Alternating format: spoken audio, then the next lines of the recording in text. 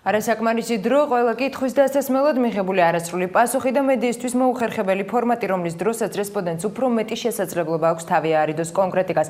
პრეზიდენტი პასუხობს ხალხს. პროექტის მონაწილე ჟურნალისტები, რომლებსაც საშუალება ჰქონდათ კითხვა დაესვათ მიხეილ სააკაშვილისთვის მიღებულ პასუხებს უკვე დღეს აფასებენ. დევნილების თემა ინფორმაციის საჯაროობა, სომალში დატყვევებული ქართველი მეზღვაურების ბედი და პირველი პირის პოზიცია აპირებს თუ არა რეალური და გულწრფელი დემოკრატიზაციისა და ლიბერალიზაციის გატარებას ქვეყანაში. რამდენად მწურავი განმარტებები მიიღეს ჟურნალისტებმა და რა სხვაობაა პასუხსა და პოზიციას შორის, ნახეთ ანა ბროლაძის სიუჟეტში.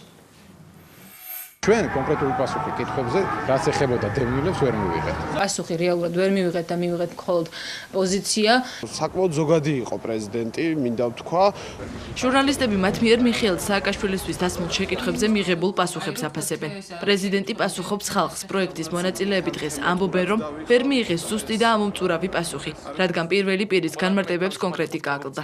მიუხედავად იმისა, რომ პრეზიდენტისთვის შეკითხვის დასმა მოახერხეს, დღესაც არ იციან, შეხვდება თუ არა მიხეილ სააკაშვილი დევნილებს, დაასაქმებს თუ არა სახელმწიფო რეგიონებში გადასახლებულ ტოლვილებს, მოაგვარებს თუ არა მართველი გუნდი საჯარო ინფორმაციის გაცემასთან დაკავშირებულ პრობლემებსა და აპირებს თუ არა ხელისუფლება გულწრფელი და რეალური დემოკრატიის აშენებას.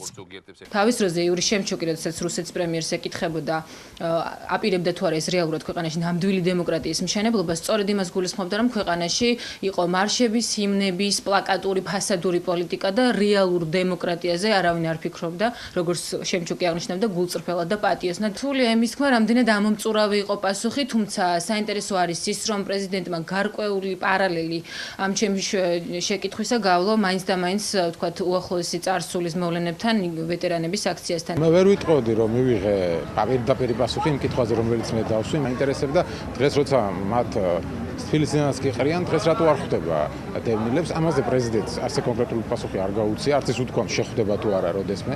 მან თავის სტილში უბრალოდ ისაუბრა იმის შესახებ, რომ ძალიან ტკივა აფხაზეთი დევნილების სულ ახსოვს და ასე შემდეგ. გითხრა, რომ ეს პრობლემები არსებობს, რაც საჯარო ინფორმაციის გამოთხოვას უკავშირდება და რომ ამაზე ხელისუფლება იმუშავებს. ძალიან კარგი ერთია განცხადება, მაგრამ მეორეა რეალურად რას გააკეთებს. შეეხო გარკვეულ პრობლემებს, მაგრამ კონკრეტული გეგმები მას არ წარმოუდგენია.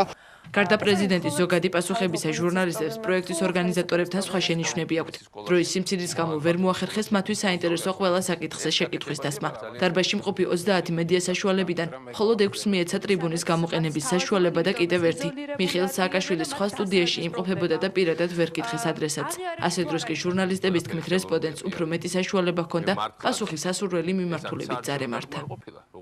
არცეთ ადამიანთან არცეთ ჯგუფთან მე არ მაქვს ისეთი სოლიდარობის და სრული გაიგივების განცდა, როგორც ეს არის ეს ხალხი. საჯაროთაც და კამერების გარეშეც მიტირია კიდევაც ამ თემაზე და ძალიან ბევრი მიფიქრია და ძალიან ბევრი უძილო ღამე გამიტარებია.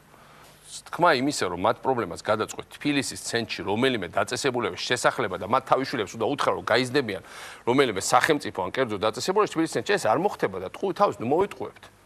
ეს არ ხდება არსად, არ მოხდება საქართველოში. თუ ჩვენ დემოკრატიას ვეძახით იმას, რომ ყველა ადამიანს ჰქონდეს თავისუფალი აზრის გამოთქმის საშუალება. მათ შორის თქვენ ტელევიზიას. ყველა ადამიანს ჰქონდეს არჩევით საშუალება პატიოსან არჩევნებში, როგორც აღიარა თელმა სოფლიომ, თუნდაც მაგალითად ბოლო არჩევნები. ყველა ადამიანს ჰქონდეს ყველა ადამიანი თავისუფალი იყოს კორუფციისგან და სახელმწიფო სისტემა იყოს გამჭვირვალე, ჩვენ ამ დემოკრატიას ვაშენებთ, იდეალური შეიძლება არ ვართ, მაგრამ უმჯობესდებით იმ პირობებში, როცა ჩვენზე პირდაპირ შუბზეა მობჯენილი იარაღი. მიხეილ სააკაშვილის პოზიციამ ჟურნალისტებს კიდევ ერთი კითხვა გაუჩინა.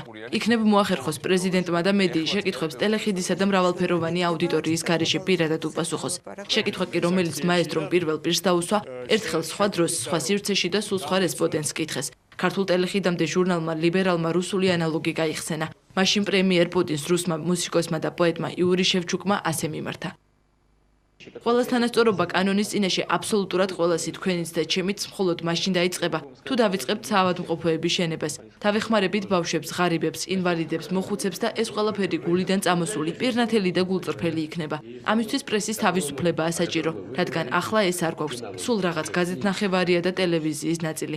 სიმართლე ვთქვათ, ის რასაც ახლა ტელევიზორში ვუყურებთ უკაცრავად და ეს უბრალოდ პოლემიკაც კი აღარ არის. ეს მხოლოდ ჰიმნებია და მარშები. ამასობაში საპროტესტო ელექტორატი მატულობს. ის იზრდება. შექმნილი სიტუაციით ძალიან ბევრია უკმაყოფილო. როგორ ფიქრობთ, გაქვთ თუ არა დაგეგმილი ნამდვილად მოახდინოთ ქვეყანაში სერიოზული გულწრფელი პატიოსანი ლიბერალიზაცია და დემოკრატიზაცია? ვლადიმერ პუტინის პასუხი წარსულში ასე ჟღერდა. უკაცრავად თქვენ ვინ ხართ? ქართული კითხვის ქართული პასუხი კი სულ სხვანაირი იყო. თუ თქვენ ძვირფასო ჟურნალისტი ზოგიერთ მათ ჟურნალისტმა თქვა რომ ჭეშმარიტ დემოკრატიას ეძახით მოშარდვას თავარ ეროვნულ სიმბოლოზე, ასე დემოკრატია საქართველოს სანამ მე პრეზიდენტი ვარ, სანამ ეს პოლიტიკური ელიტა არ იქნება.